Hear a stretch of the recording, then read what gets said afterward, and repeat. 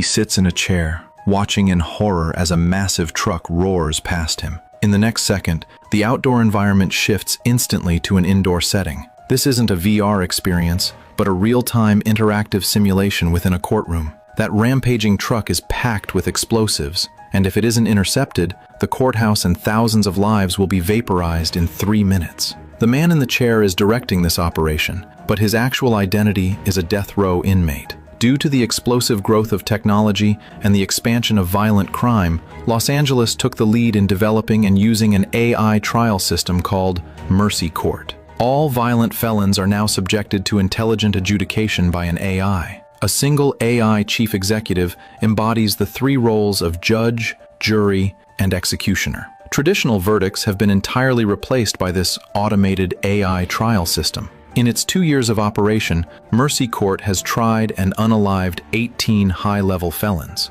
This deterrent alone has slashed the city's crime rate by 68%. A consensus has formed among the public. Once you enter Mercy Court, your fate is inevitably a death sentence. Chris, who just woke up in the chair, is the 19th suspect to be tried today. He cannot call for a lawyer and can only speak with the AI chief executive, Maddox, sitting opposite him. Chris is completely dazed, having no idea why he woke up in this place. Maddox recognizes Chris. He is a lead detective in the Major Crimes Unit, and he personally caught 8 of the previous 18 felons. Now that he is sitting in the defendant's seat himself, Chris finds the situation utterly nonsensical. Maddox shows no emotional fluctuations, simply telling Chris to take deep breaths and stay calm. As a detective, Chris knows exactly how the AI court functions. He also knows that Mercy Court doesn't make low-level mistakes like grabbing the wrong person. Seeing that Chris has regained some awareness, Maddox informs him that his blood alcohol level is over the limit, and he has been unconscious for over 5 hours. The reason he is locked in this room is that he stands accused of murdering his wife, Nicole. Maddox knows Chris won't believe it, so she plays a video immediately. It is raw footage of paramedics arriving at the scene. The person lying on the ground is his wife, Nicole, and the young girl beside her is his daughter. Stay as still as possible, okay? Please help her. Who did this to you? Who? Chris. That's impossible. Oh my God. Chris's brain is currently in a state of total shutdown. Waking up to find that a detective like himself has been labeled a murderer and the victim is his own wife is too much to process. Maddox ignores his emotional outbursts because the big data system contains his entire profile. Chris was among the first group of detectives to support AI adjudication. In fact, the first felon sentenced to death by the AI, David, was arrested by Chris and his partner. Therefore, Maddox is fully confident that Chris understands the entire AI judicial framework. Mr. Raven, how do you plead? Not guilty. I'm not guilty.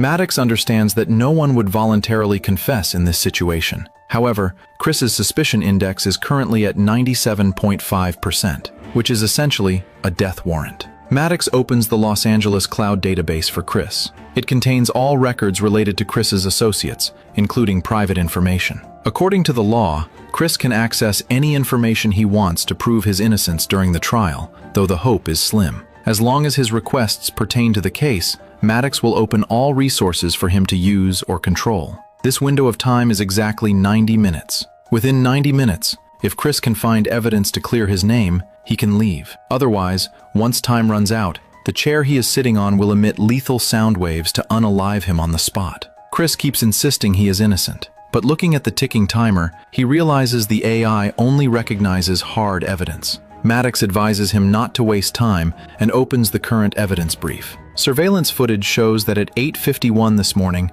Chris drove a truck to the police station, but he didn't get out. Instead, he drove back home. He arrived home at 9:22. Nicole saw him, went inside, and locked the door. After Chris knocked, Nicole told him to leave, clearly indicating a heated argument was taking place. Chris then punched out the surveillance camera at the door, took a key from his car, and let himself into the house. 26 minutes later, Chris opened the door and left. By 10:19, roughly half an hour later, their daughter Britt returned home. Upon entering, she let out a scream, finding her mother critically injured on the floor. According to the scene analysis, the killer is right-handed. The cause of death was a sharp blade passing through the vertebrae and damaging the liver. Nicole eventually succumbed to her injuries despite rescue efforts. Chris is right-handed, and Nicole's blood was found on his clothes, and it was fresh. His fingerprints were also found on the murder weapon. After leaving the house, surveillance shows Chris didn't return to the station, but went to a bar to start drinking. When he was apprehended by other officers, he even engaged in physical combat with them. The two sides brawled for several minutes until Chris fled the bar and was knocked unconscious by a colleague with a baton. That is the reason he was out cold for over 5 hours. Chris refuses to admit to any of it, claiming he doesn't remember these events. Maddox reminds him to consider if this memory loss includes the act of unaliving his wife. Blacking out from drinking is common, but surveillance footage doesn't lie, and those 26 minutes at home are the key. I have learned one constant in this court, and that is that everyone lies.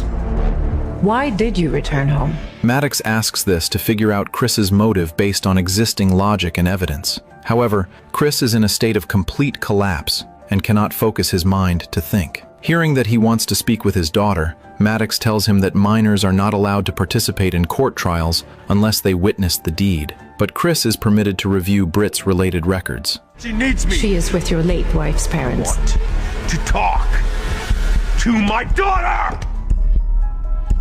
Sensing Chris's explosive emotions, Maddox experiences a brief moment of silence. She then helps Chris draft a text message stating he is currently in Mercy Court and asking if she is willing to talk, requesting her to call within the hour. This act actually represents a slight flicker of fluctuation in the AI, Maddox. She continues by saying he cannot proactively call Britt, but he can call his friend Rob. Rob is Nicole's boss and Chris's close friend. They are both members of a support group for alcoholics. However, this conversation yields little useful information. Chris simply cries while insisting he isn't the killer, while Rob merely expresses his condolences. After the call ends, Chris asks to call back, wanting Rob to prove that he and his wife were in love to explain to Maddox that he had no reason to take her life. But Maddox immediately pulls up his 20-year marriage history. He and Nicole started dating 20 years ago, married on a beach 3 years later, and had their daughter a year after that. The family had been in a state of bliss until a mission where his partner, Ray,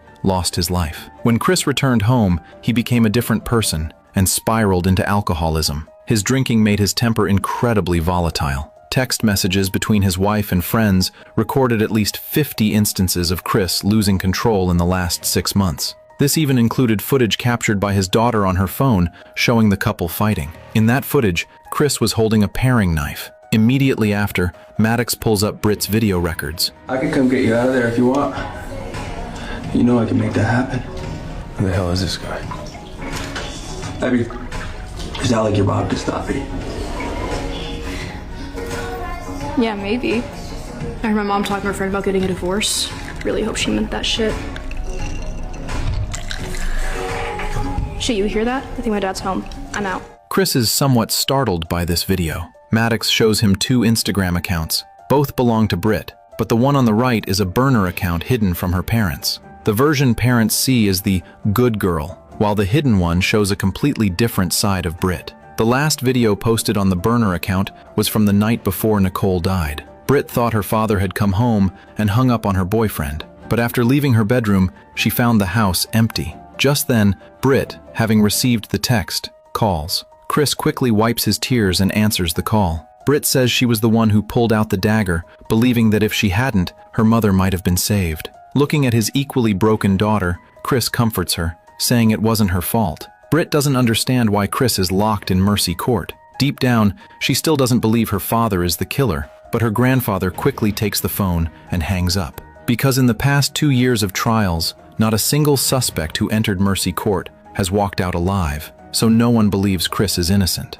However, seeing his daughter has allowed Chris's mindset to stabilize somewhat. As a lead detective, he knows very well that the countdown is practically a formality. All suspects are evaluated by the AI combining evidence. Anyone with a suspicion index over 80% is thrown in here. In other words, if there were evidence to reduce Chris's suspicion, the AI would have already factored it into the evaluation. AI doesn't lie, and it doesn't hide information. But Chris knows he isn't the killer, which proves the real culprit must have evaded the AI's eyes and the cloud data. Maddox's subtle reminders for him to use his last chance suggest she might be looking to evolve her own logic. A situation where a recognized good cop is caught in a case with ironclad evidence is a paradox for the AI. Chris seems to catch Maddox's underlying meaning and takes a deep breath. Since he isn't the killer, as both a detective and a husband, he must find the true culprit. At Chris's request, Maddox connects him with his partner, Jacqueline. As the image locks and the scene is reconstructed, Jacqueline is still at the crime scene, Chris's home. After receiving the call, Maddox first clarifies that this is an official court call, requiring Jacqueline's cooperation in gathering case-related information before handing the floor to Chris. Chris first reviews the collected scene data and then asks Jacqueline to walk through the scene once more. With Maddox's approval, the scene scanning function is activated. In the next moment, Chris is transported into an immersive, first-person perspective of his home. The reconstruction reveals a shattered vase on the dining room floor. Chris remains silent upon seeing this image. He then directs Jacqueline to the kitchen. Scanning the kitchen reveals the exact position of the body and a footprint in the blood. Analysis confirms the footprint belongs to Britt. Fragments of a shattered plate are also found on the counter. Based on the angle and position, it is speculated that Nicole was throwing the plate at her attacker in resistance. It was at this moment the killer grabbed the paring knife that was later found in the victim's body. However, the fingerprints on that knife match Chris's perfectly. Chris then pulls up the fiber data from the scene, only to find that the recovered hairs are also his own. Since he is always home and is the primary user of that knife, he doesn't find these findings unusual. It simply suggests the killer was brilliant at hiding and evading detection. Jacqueline remarks that it currently looks like a textbook crime of passion. The theory is that the couple argued. The man lost his mind in a fit of rage and impulsively unalived his wife. Chris agrees with the logic of the theory, but not with the idea that he was the killer. He believes another man was involved in a crime of passion with his wife. He requests to pull up Nicole's call history. Maddox immediately displays Nicole's contact list. Chris focuses on the numbers that were not saved as contacts. Records show 33% of calls were to Chris, 26% to their daughter, 10% to her parents, and the rest to her workplace, Viking Shipping. Chris then remembers that during their argument, his wife appeared to be texting, a moment captured in their daughter's video. Re-examining Britt's video, Chris notices Nicole did indeed turn away to send a message. However, Maddox states that scans of Nicole's phone show no messages sent or received at that specific time. There are also no records of Nicole owning a second phone. Jacqueline immediately asks her colleagues if a second phone was found in the house. At this moment, they all ask Chris if he has ever called Nicole's other number. Maddox pulls up Chris's phone data and finds an unnamed number in records from 6 months ago. That number had called Chris once. Maddox attempts to dial the number. Jacqueline hears nothing inside the house, but officers outside report a sound coming from the car. Jacqueline rushes outside, smashes Nicole's car window, and finds a ringing phone hidden inside. It is a black market phone whose data is not uploaded to the cloud. There is only one frequently dialed number on this device. Maddox tracks the number and finds it also belongs to a black market phone. When Maddox calls, the person on the other end hangs up immediately upon hearing it is Mercy Court calling. The location is traced to the Red District. Maddox orders Jacqueline to head to the location immediately on her flying motorcycle. This is a critical discovery for the truth. However, this find only lowers Chris's suspicion index from 97.5% to 96.7%. Though the drop is small, it is a start. Jacqueline arrives at the Red District and quickly locates the man trying to flee. The moment his face is scanned, the man bolts into a building. While police give chase, Maddox pulls up the man's profile. His name is Patrick, 36, an assistant chef with a record for refusing to pay rent and social fraud. Seeing the suspect flee onto the roof, Jacqueline deploys a small drone. The drone tracks Patrick to the helipad, where Jacqueline finally tackles and subdues him. Patrick explains he only ran because he was terrified of Mercy Court's reputation. Maddox demands he tell everything to clear his name. Patrick admits he was having an affair with Nicole, but insists he is not a killer. Video records provided by Maddox confirm they had multiple secret meetings. However, at the time of the murder, Patrick was at work in the kitchen, giving him a perfect alibi. Chris concludes that Patrick is definitely not the killer. Despite this, Patrick is detained for 48 hours for resisting arrest. Instead of restoring Chris's original suspicion index, Maddox raises it to an unprecedented 98%. Maddox's logic is that Chris already knew about the affair but didn't know the man's identity. so he unalived his wife in a jealous rage. The theory suggests he only used the court's resources to find his wife's lover. For Chris, the cost of such a goal would be far too high. The situation becomes incredibly delicate. Chris must convince Maddox that he is searching for a killer, not just a lover. He begins to calmly narrate the true story of his past. 2 years ago, he and his partner Ray intercepted a vehicle. As they prepared to check the car, Nicole called, and Ray told Chris to stay in the cruiser while he handled what seemed like a routine stop. That moment of carelessness led to a tragedy.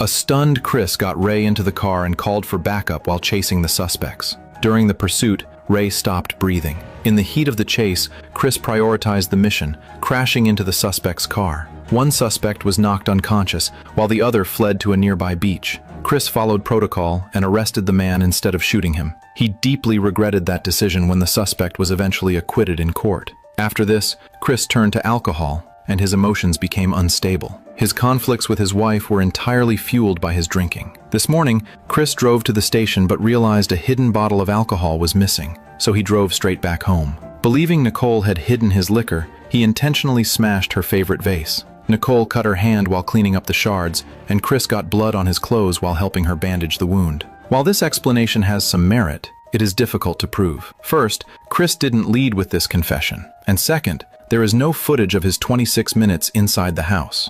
Although Maddox lacks emotions, her massive database allows her to understand human patterns. Based on Chris's expressions and behavior, she begins to lean toward believing he is innocent. However, this belief cannot change the outcome without physical evidence. Otherwise, her programming will proceed with the execution. Chris realizes he must pull himself together and reorganize his thoughts. He asks himself 3 questions. Who is the suspect? What is the motive? How was it done? He asks Maddox to display everyone who had contact with his wife. Facing a screen full of faces, he uses the process of elimination. He removes Patrick, his in-laws, and then divides friends and colleagues into 2 groups. There are 16 colleagues and 9 friends. Finding one killer among 25 people is daunting. He then recalls Patrick saying that Chris never truly cared for Nicole or listened to her troubles. This leads Chris to realize that one reason Nicole looked elsewhere was that Patrick was willing to invest the time to let her vent. Driven by this thought, he immediately asks Maddox to contact the detention center.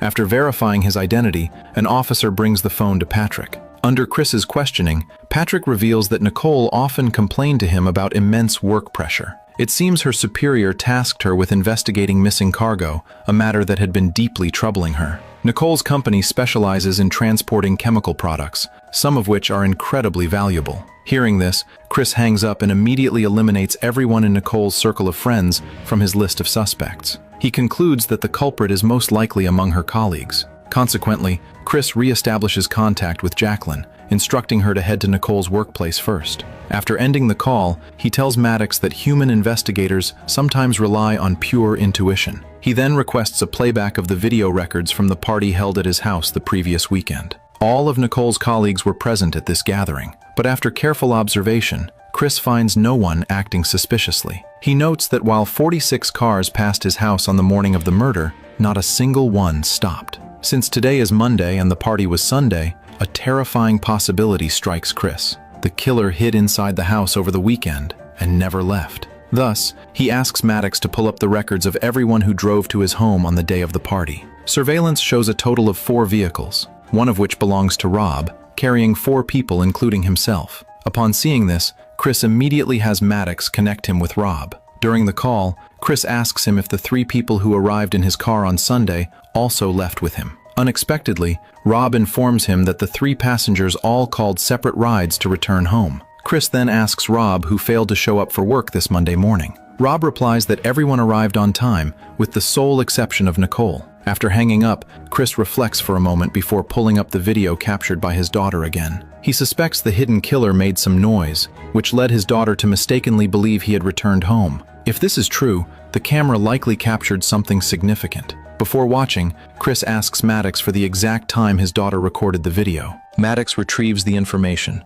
showing it was filmed at 9:15 the previous night. However, at 10:07 last night, Chris was still at the police station. This confirms the noise was definitely not caused by him. Under this premise, Chris reconnects with his daughter to ask if she noticed anything unusual while filming, while simultaneously re-examining the footage. During Britt's narration and within the frames, Chris suddenly notices that the door to the basement is slightly ajar. By zooming in, both Chris and Maddox spot a hand in the act of closing the door. With this lead, Chris immediately eliminates all women among Nicole's colleagues, as well as the men who drove themselves home on Sunday. Only 6 suspects remain. At this point, Maddox reminds him to think linearly and not to forget Patrick's mention of the missing cargo, which is vital information. Realizing the significance, Chris has Maddox access Viking Shipping's back-end database. They first open Nicole's email history and search for the keyword missing. Sure enough, they find a conversation regarding the disappearance of a chemical product called UG. UG stands for urea granules, a common cargo item for Viking Shipping. Continuing the search, they find an email where Nicole states that the matter should be kept secret between the 3 of them. Further digging reveals that a man named Holt was also aware of the situation. Chris then begins an investigation into the company's records. He finds that for the past 6 months, the quantity of every shipment was incorrect. While the physical orders and billing were accurate, every pickup included an extra 50-kilogram container. This indicates that someone tampered with the company's database to conceal the theft of the UG. Over 6 months, 300 kilograms of UG have been stolen, which can be processed into illicit goods. Since Holt's name was mentioned, Chris decides to check if he ever spoke with Nicole. After scanning Holt's emails, he finds that Holt once requested a private meeting with her. He immediately pulls up the company surveillance footage from the time of that meeting. The audio reveals that Holt had also discovered the theft, but was pressuring Nicole to remain silent. Nicole wanted to report it to the authorities, and the two failed to reach an agreement. Following this lead, Chris investigates Holt's financial situation and is stunned by what he finds. Holt has a massive amount of overdue credit card debt. Among all the red, delinquent accounts, only one is green, showing a money transfer from his boss, Rob. At this point, Chris's suspicion index finally begins to drop as Holt becomes the primary suspect. To avoid alerting the target, Chris calls Rob again, but unexpectedly, Holt answers the phone. Holt claims Rob has stepped out and that he will go look for him. After Holt walks out, Chris and Maddox discuss a plan to force a confession from him. They know Jacqueline will be on site in 4 minutes, making it unlikely he can escape. A moment later, Holt returns to the room and says he couldn't find Rob. Chris warns Holt to stop wasting time, stating he already knows about his massive bank debts. Faced with this, Holt begins to waver. Under the synchronized gaze of the AI trial, Holt finally confesses the truth. He admits his debt stems from gambling and that Rob would occasionally give him money to help out. Because of this, he felt he owed Rob a favor. When he discovered Rob was stealing cargo, he met with Nicole to persuade her not to expose him. Suddenly, Chris asks where Rob went. Holt says he doesn't know, only that Rob took the morning off, making him the only person absent from the office. He adds that after the Sunday party ended, Rob asked him to drive his car away. This implies Rob did not leave in his own vehicle. With this information, everything clicks for Chris. He immediately contacts Jacqueline and orders her to arrest Rob at once. Simultaneously, Maddox pulls up the video of Holt driving the car away, revealing that Rob was hiding in the trunk the whole time. This confirms Holt's story, and all suspicion now points directly at Rob. Under Chris's direction, the first wave of police surrounds Rob's residence. They breach the house only to find it completely empty. While the tactical team searches the premises, Maddox monitors every intersection's surveillance, trying to locate a freight truck with the Viking logo. Inside the house, officers discover a strange photograph. The frame holds 2 pictures of Rob as a child, but one of them has been torn in half. Sensing something is wrong, Chris has Maddox search for a match for the person in the missing half. Meanwhile, the tactical team finds a small warehouse in Rob's backyard, containing maps and numerous chemicals. Chris suddenly wonders what Rob plans to do with a truckload of illicit materials. It is impossible that he intends to simply sell them openly. If he went to the Red District, the cargo would be snatched up before he even exited the truck. Maddox then notes that Rob holds a master's degree in electrical engineering and is an expert in chemistry. Just then, the officers on site find a specific book. Based on its contents, Maddox immediately analyzes that UG can be used to manufacture not only illicit goods, but also bombs. Furthermore, nitric acid, another chemical needed for the mixture, is also a product frequently shipped by Viking. At this realization, Chris is 100% certain that Rob has constructed a truckload of explosives. While in a state of shock, Maddox locks onto a high-speed truck heading toward the city center. Simultaneously, she finds the other half of the torn photograph. The boy on the left is Rob, and the boy on the right is David. Upon seeing this, Chris is utterly paralyzed. David was the very first man he arrested and sent to Mercy Court to be unalived in that very chair. David and Rob are brothers who grew up in an orphanage together before Rob was adopted and they were separated. It is now crystal clear that Rob is here for revenge. Based on drone footage, Chris realizes Rob is speaking to someone. After playing back the audio, Chris senses it isn't an accomplice Rob is talking to. Immediately, Chris asks Maddox to call his daughter again. Since Rob is seeking revenge against him, Britt is likely to be caught in the crossfire. Maddox realizes this as well and dials the number, but Nicole's father answers instead. Hearing this, Chris has Maddox pull up the exterior surveillance of his home. Sure enough, just a few minutes ago, Rob forcibly kidnapped Britt. Seeing this scene, Chris immediately shouts to Jacqueline, telling her to pursue Rob. Suddenly, the officers on the scene spot a timer. Can't get out.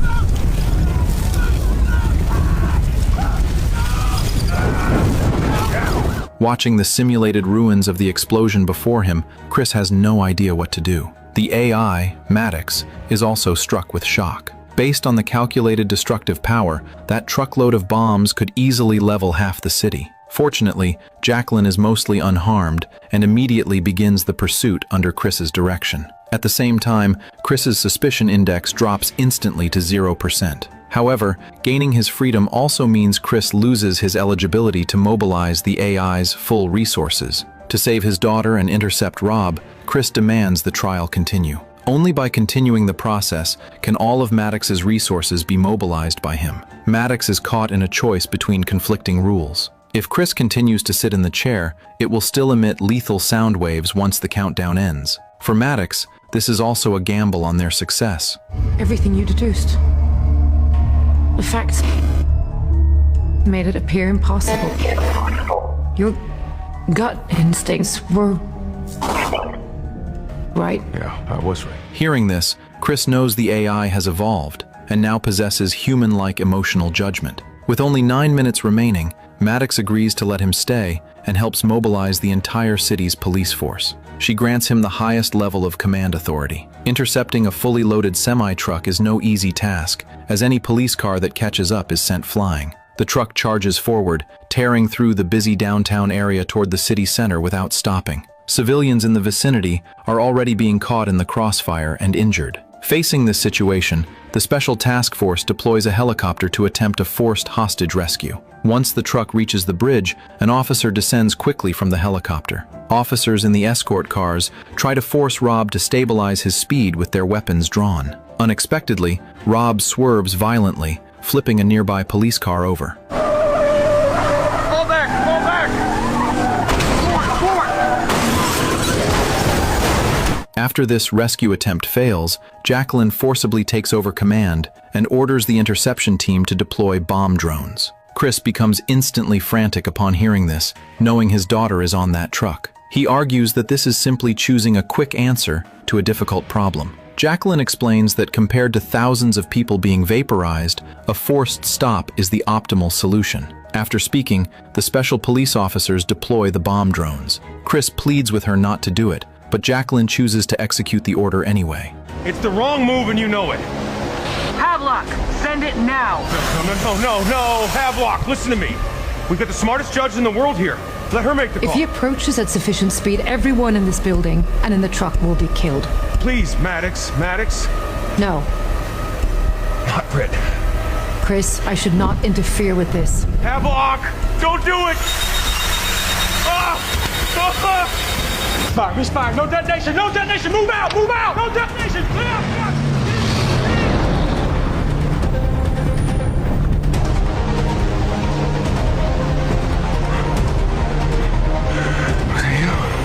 Maddox does not answer Chris's question, and the current moment does not allow for discussion. The truck, having evaded interception, reaches the vicinity of the courthouse, which is already being evacuated. With no other choice, Chris has Jacqueline fly directly in front of Rob's truck. Seeing his daughter inside the truck, Chris forces himself to stay calm and tries to convince Rob to turn back. Rob tells him that David, the first felon Chris ever caught, was actually innocent. He screams that no one cared and no one listened. Therefore, he must let Chris and the entire court taste that same pain today. Hearing this, neither Chris nor Maddox issue an order, but Jacqueline, who is right there on the scene, opens fire. She intends to gun down Rob to force the truck to a halt.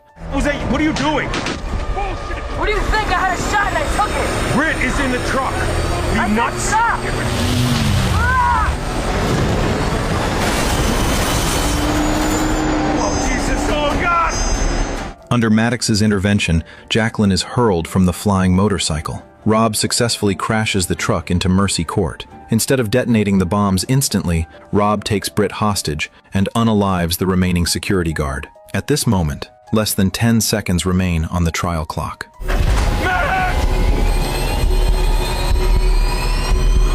I will assist you however I can. Having been freed from his restraints, Chris immediately heads to the lobby via the elevator. Once the elevator opens, he quickly grabs a bulletproof vest. He puts on his headset to maintain communication with Maddox. Seeing his daughter held hostage by Rob, Chris emerges with his hands raised. Facing the culprit he blames, Rob pulls out the remote detonator. He intends to return this place and everyone in it to the dust. Just as he is about to trigger the explosion, Maddox appears on the large screen. She suggests that if Rob claims David is innocent, he should prove the court was wrong. Rob has always been obsessed with this, which is why he planned this revenge. So he agrees to Maddox's proposal. He explains that 2 years ago, he found David in a state of desperation and gave him a phone and cash. Shortly after, a murder occurred in the area where David was living. However, Rob was on the phone with David at the exact time of the murder, so he is 100% certain David is not the killer. He believes the call records alone can prove the truth. While Rob speaks,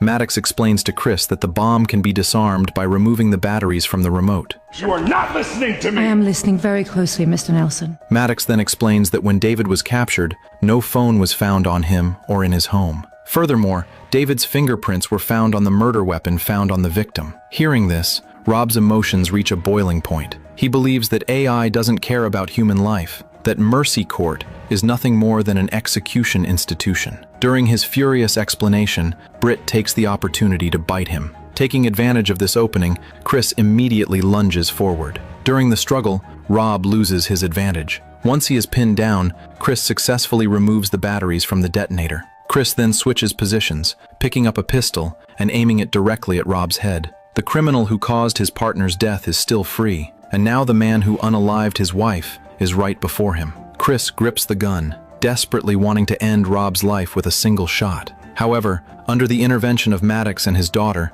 Chris finally controls his emotions with a furious roar. I was on the phone with him the whole time, Chris. I called your precinct! Chris is surprised when the newly arrived Jacqueline suddenly opens fire, and he immediately moves to stop her. At this point, Rob, lying on the ground, says he called the station to report that David had a phone. He claims the call records would have proven David's innocence. After Maddox retrieves the historical logs, she finds that a female officer at the precinct did indeed take that call. That officer was Jacqueline. Everyone is stunned as they investigate Jacqueline's police records. It turns out Jacqueline had taken David's phone from the evidence room and secretly threw it off the bridge. You buried the phone. We needed the first trial to be a home run. We need mercy, Chris. We need these scumbags scared. Look at what it's done for us. You've destroyed all if this gets out. We need justice, Jack. Not this. Chris uses his own ordeal to prove his innocence and places handcuffs on Jacqueline, with the justice still in his heart. While AI can efficiently search and summarize, it is still too early for it to completely replace human judgment. Both Maddox and Chris can make mistakes, and those mistakes create vulnerabilities. Through this trial, Maddox has also learned many human ways of doing things. She deletes the records of Chris's interrogation. However, in Chris's eyes, an AI with such a human touch might actually be more terrifying.